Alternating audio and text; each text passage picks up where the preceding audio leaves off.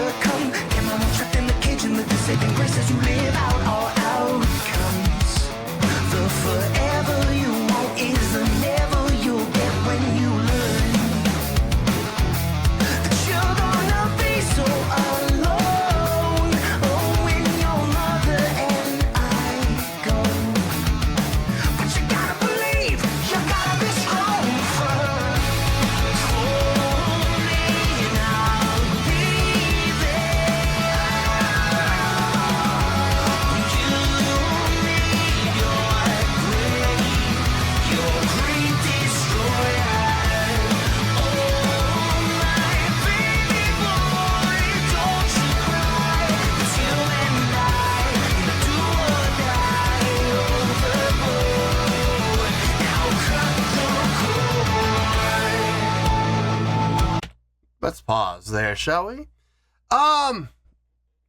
It's interesting how they're flipping between the halftime feel and the straight time feel at this tempo. 1, 2, 3, 4. 1, 2, 3, 4. Because by switching to the halftime feel, usually when bands switch to that halftime feel, they're trying to go for a heavier feel. They're trying to go for more of a heavy sound, more of a heavy approach. Not the case here. It's still light. It's still uplifting in that halftime feel. They're doing a halftime feel to give the song more of a relaxed feel. Not heavy, relaxed.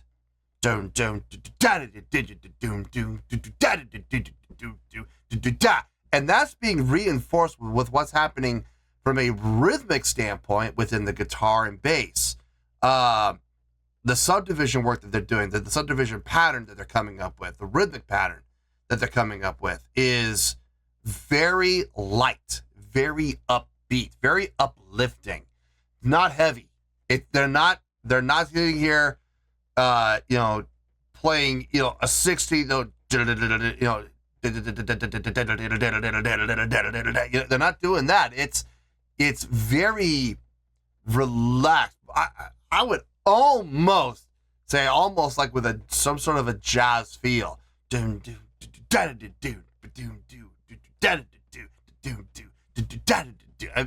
With that accent on 3.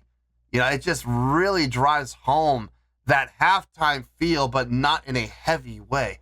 And then when they switch gears and they go into the chorus and they go into straight time with the snare on 2 and 4, it's driven home even more that approach is what they're going for.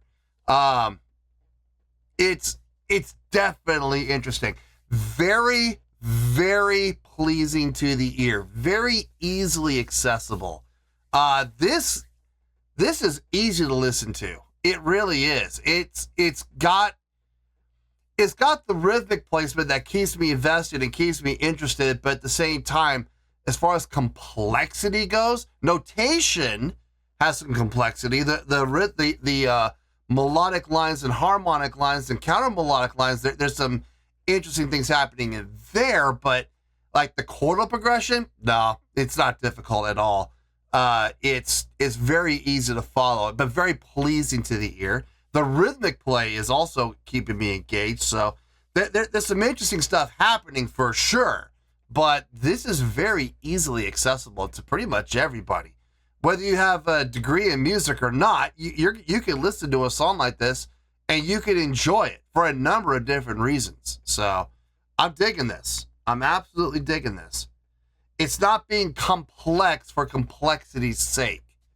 Like I've heard other bands do, and I hate to say it, but I've even heard this band try to be complex for complexity's sake, and I haven't been impressed with it. This, it's not nearly as impressive as some of those other songs I've heard, but I'm more impressed by it because of its simplicity. So I'm digging it. I'm definitely digging it. Let's keep going here.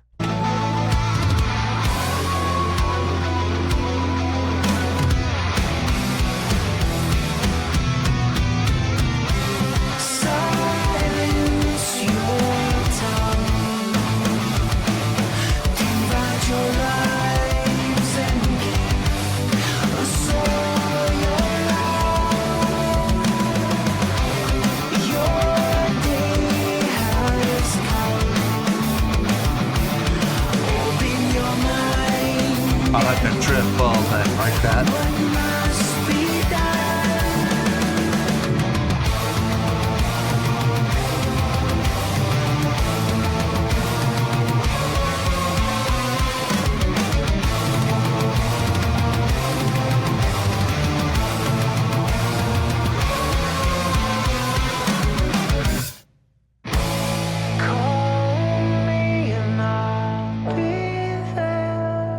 Oh, nice switch up. I'll be your great destroyer. Oh, my baby boy,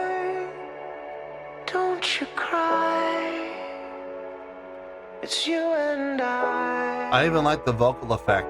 It's appropriate.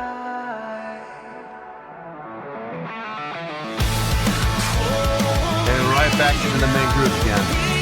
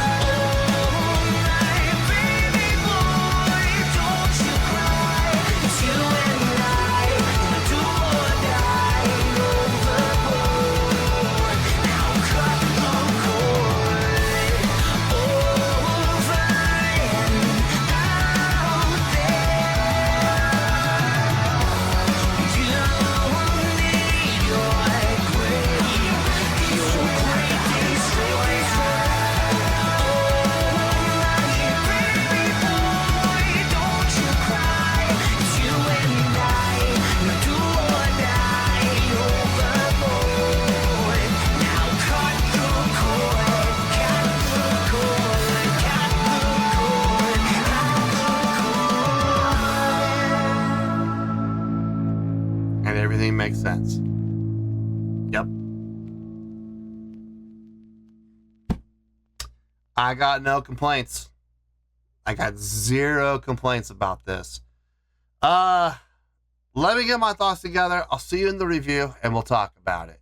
Well, there you go, folks. That was Coheed and Cambria with Rise Naianasha, and in parentheses, cut the cord. Okay, I got a score here, and the score makes sense to me. Let's see if everybody understands where I'm coming from when I give this score. I'll give my explanation, I promise, and we'll see how everybody feels about that, I guess. Let's start off with the score. On a scale of 1 to 10, I'm gonna give that an 8.2. Yep, 8.2. I feel good about that score. Let me tell you why. Why? Okay, first things first, an 8.2. What does that mean? Well, an 8.2 would translate to a great skill rating, because overall, I think this was a great song.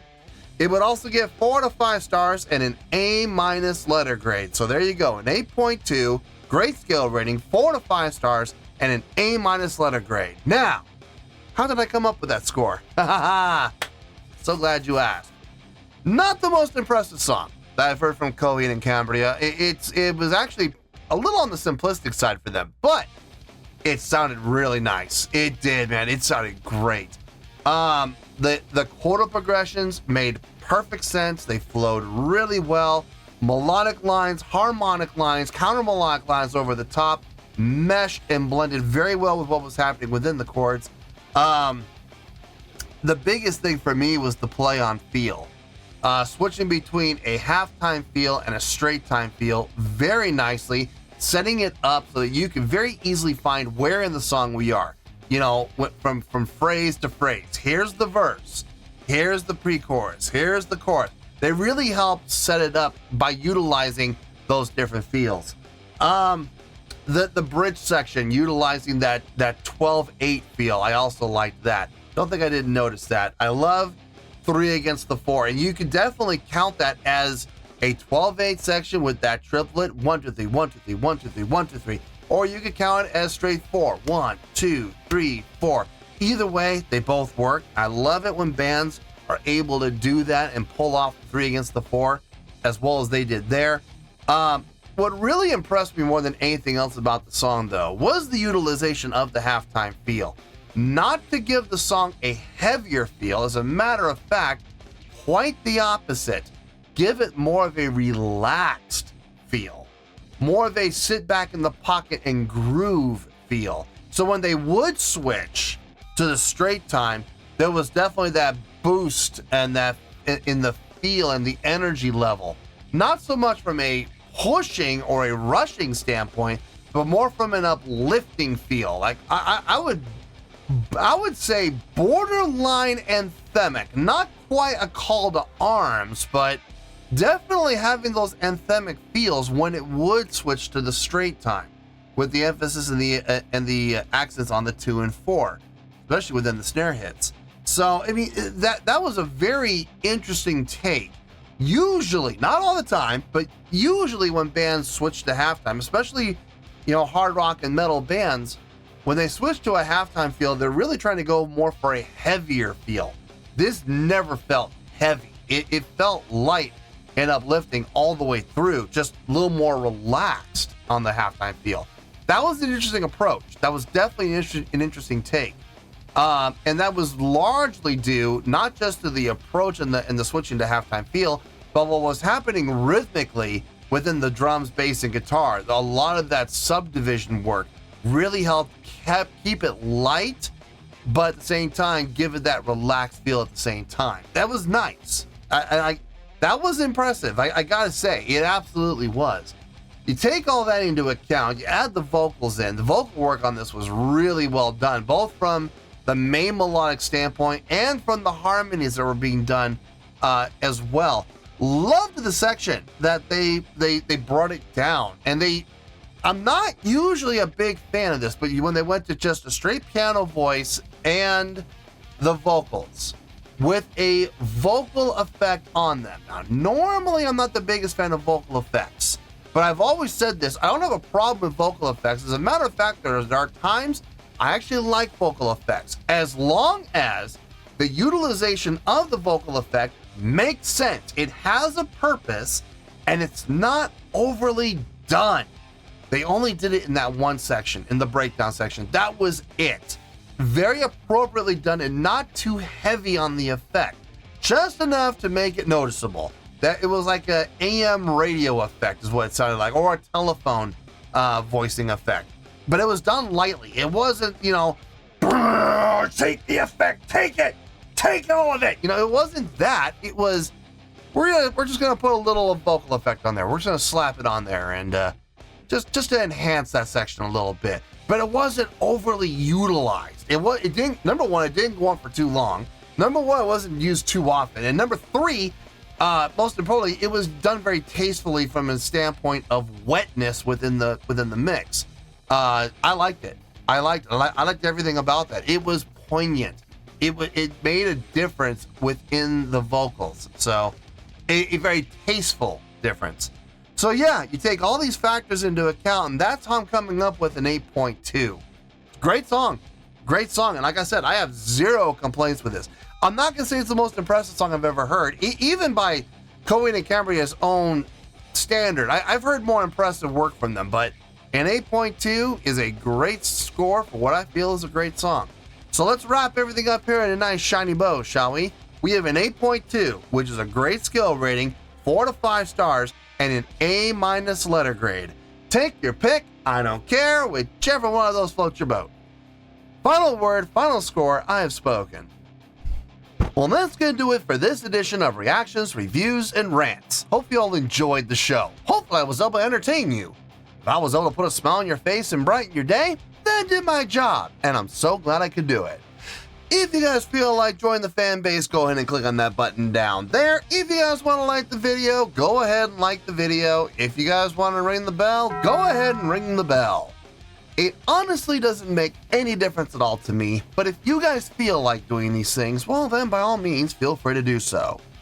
Well, that's going to do it for the night, folks. Thank you very much for watching, and as always, this is David Heretic signing off, reminding you to stay fabulous and support each other. Later. Peace.